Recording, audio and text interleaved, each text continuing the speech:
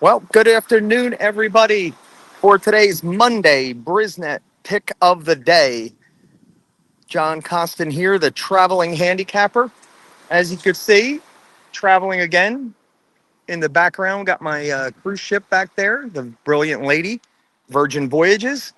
And we are on the beaches right now in beautiful St. Croix.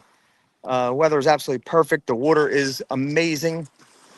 Got my Corona and ready to take a look at this late pick six mandatory payout at Turf Paradise today.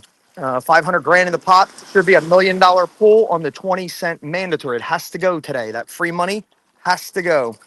But before we get into that, I'd like to thank our sponsors for supporting us from the beginning. The vape shop on Route 33 for all your vaping needs, and of course Case's Pork Roll, Tom Dolan and family. uh, Pork roll in the Northeast, nothing like it. And of course, the Brisnet play of the day, which is why we do this Brisnet. Thanks to Bris for all their supporting handicapping numbers, software that we get to use and come up with a lot of this information. And as Fred is well versed in it, I am getting more familiar. But I always been a proponent of the prime power.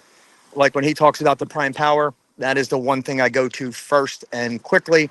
Prime power dissects the race for you in every category in one single number. So, um, a quick update today. Parks race one.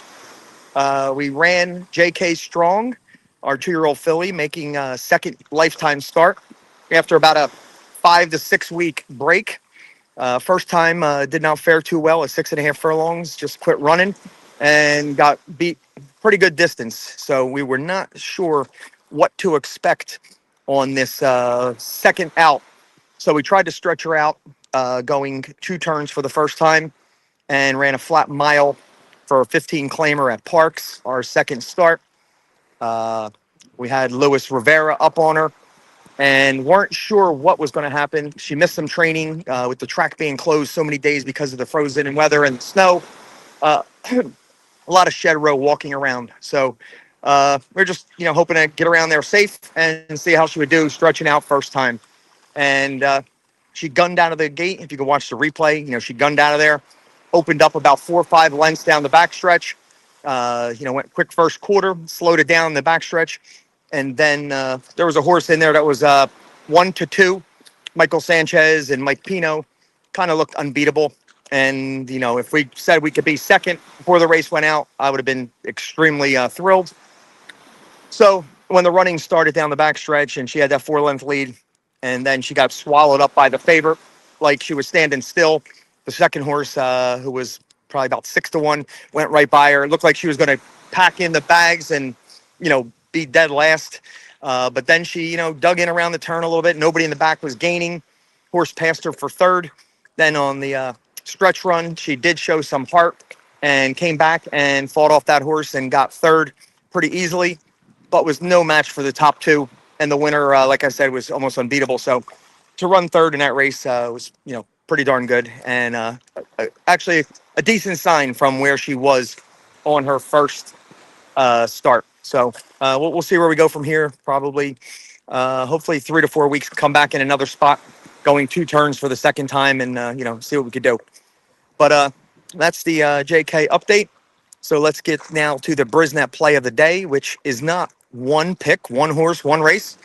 We're going to look at the late pick 6 at Turf Paradise in Arizona there. Fun little track in the afternoons on Monday, Tuesdays, and Wednesdays usually when there's nothing else running.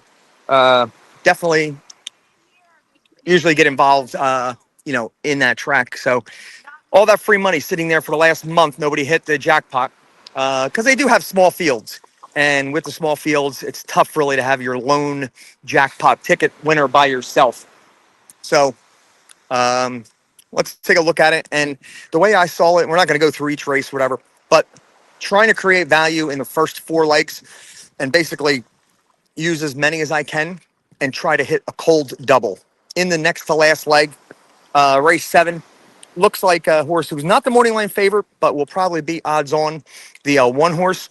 And then the last leg, my other single of the day, wound up scratching, which left the 3 as a possible other single. So I'm going to try to get to that point with some prices in the first 4 legs, beat a lot of the favorites, and then trying to get that last double, the 1-3 double to end it in the 7th and 8th race. So is the ticket scrolling? With the sun, I can't even see the banners. Let me try to scroll my banner here. Hang with me. All right. Turf Paradise, run the ticket. Ticker, there it goes. All right, it came up on the bottom. Tough to see with the sun. Sorry for all you guys in the Northeast, and I know a lot of guys from the Hibernian Club and a lot of my friends and family did venture out to parks in this freezing cold day to cheer on JK Strong. So thank you for your support for all my guys and the club members. Appreciate that. Hopefully next race I will be there to see how she does. But going back to Turf Paradise, it starts at race 3. It's 4:15 p.m. Eastern time. And I'm basically going to use almost all of them in the first leg, except for I think the 3 is the only one I left out. The next race, all 7 of them. And then next race should be probably about 4 or 5 of them. And then in the race 6, I wound up using 5 horses. So it's a lot heavy early. If I catch favorites early, then I'm in big trouble, and I'm going to miss out like on a possible score. So I need prices in the first 4 legs. After the first 4 legs are done, then hopefully I catch a chalky double to end it with an odds-on horse and probably just above even money horse. So let's get there with some prices. My ticket, you can see scrolling across the bottom, is 5 by 7 by 5 by 5. It should come out to $140. If you wanted it a little shorter ticket, you could in race 5 single the 2. That was another single I had. So you could have went like 5 by 7 by single, by 5 by single by single. So that would have taken it, down to a very cheap ticket. But I'm going to try to catch prices in the first 4 and catch that cold double 1-3 at the end. And that's my quick look from St. Croix at the mandatory payout on this President's holiday for Turf Paradise. 4:15 it goes off, race 3. Good luck and let it run, everybody. And thanks for joining in. See you when I return to the States on Friday.